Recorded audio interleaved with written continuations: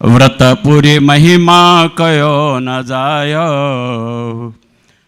કદે મુખ શેષ સહસ્ત્ર કલ્પ ગાયો.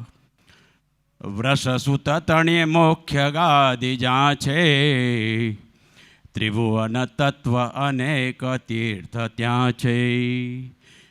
જપ તપ વ્રત દાન ત્યાં કરાય, ફળ અવિનાશી અનંત તેનું થાય. ફળ અવિનાશી અનંત તેનું થાય. મને 2 મિનિટ, હું એક જ મિનિટમાં કોઈ ભૂમિકા બાંધું ને.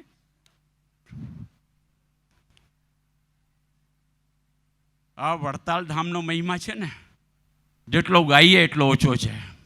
કેટલા સત્ર? 2 સત્ર થઈ ગયા અને ત્રીજું સત્ર ભાદરવા માસમાં જ થવાનું છે. એમાં વડતાલ ધામનો મહિમા જ બધો કહેવાનો છે. અને વડતાલ ધામનો મહિમા એટલો બધો કે આખા પૃથ્વી ઉપર જેટલા તીર્થો છે, કે જેટલા તીર્થો છે, એ તીર્થોના દર્શન કરવામાં કેટલો સમય જાય.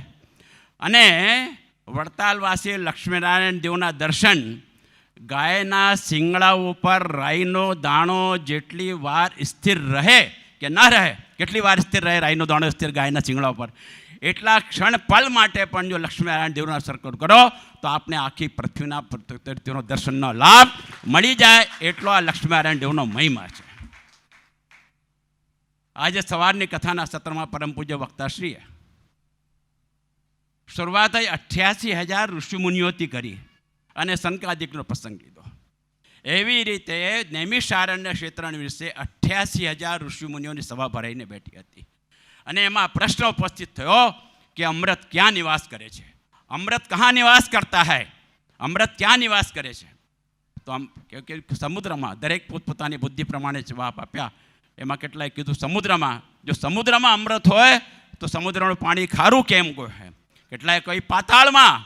જો પાતાળમાં અમૃત હોય તો શેષ નારાયણ નિવાસ હોય ત્યાં પછી ઝેર કેમ હોય?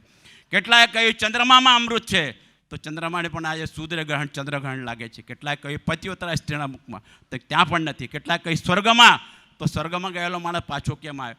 અંતે નિર્ણય એવો થયો કે અમૃત ક્યાં નિવાસ કરે છે? અંદરત એવા પવિત્ર સંતોના મુખમાં કંઠમાં નિવાસ કરે છે કે જેને દ્વારા સેંકડો નહીં, હજારો નહીં, લાખો નહીં, કરોડો લોકોના જીવના મોક્ષનો દ્વાર ઉઘાડો કરે છે. અને એવા વક્તાશ્રીના શ્રી મુખે આપણને આજે જે કથાનો લાભ પરમ પૂજ્ય નોતમ શ્રી આપને તો ખૂબ ખૂબ કોટી વંદન કે આપ એવા સરસ વક્તા શ્રીમદ ભાગવત ગ્રંથોની હું તો ભાવ વિભોર થઈ ગયો આજે કથા શ્રવણ કરી. બાપા બોલવાનું ઘણું બધું પણ બધા 1 મિનિટ મને એ મળી ગઈ. હું મારી જાતને ધન્યવાદ માનું છું. અને આવો લાભ નોતમ સ્વામી આપ મને આપતા રહેશો. ઘરની કોઈ જવાબદારી નહીં. સત્સંગની સેવા વડતાલમાં મકાન સવારે સત્રમાં પરમ પૂજ્ય વક્તાશ્રી પણ કીધું મકાન મેં કે અહીંયા ગંગાજળીય મકાન લઈ લીધું છે ને અહીંયા શેષ જે કંઈ જીવન છે તે લક્ષ્મીનારાયણ દેવ સેવામાં સમર્પિત કરવાનું છે. એટલી વાત કંઈ મારી વાણીને વિરામ. બોલો શ્રી સ્વામિનારાયણ ભગવાન.